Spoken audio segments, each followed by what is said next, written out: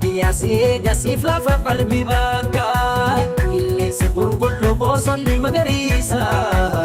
madda aaraa galfi qalbii gamdachiisa madda aaraa galfi qalbii gamdachiisa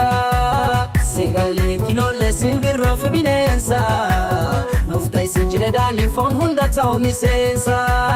bukkeen yooraasan yaa'isi qilleensa sammuuna mi'eessa har'a fuulduratti na baasa sammuuna mi'eessa har'a fuulduratti na baasa sagalee kiloole simbirroo fi bineensa nuufta isin jireedhaan foon hunda ta'u miseensa bukkeen yooraasan yaa'isi qilleensa sammuuna mi'eessa har'a fuulduratti na baasa sammuuna mi'eessa har'a fuulduratti na baasa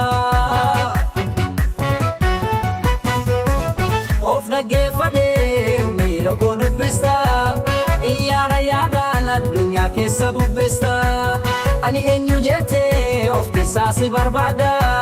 siin argitee si waliin bara bara jiraadha siin argitee si waliin bara bara jiraadha sagalee kiloole simbirroo fi bineensa nuufta isin jireedhaan foon hunda ta'u miseensa bukkeen yooraasan yaa'isi qilleensa sammuuna mi'eessa har'a fuulduratti na baasa sammuuna mi'eessa har'a fuulduratti na baasa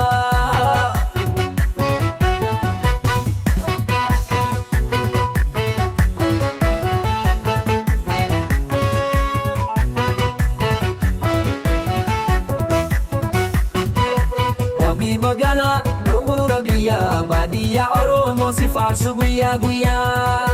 damma mi'aawaa si keessa argama boqonnaa sammuun si keessaa hin badu abbaa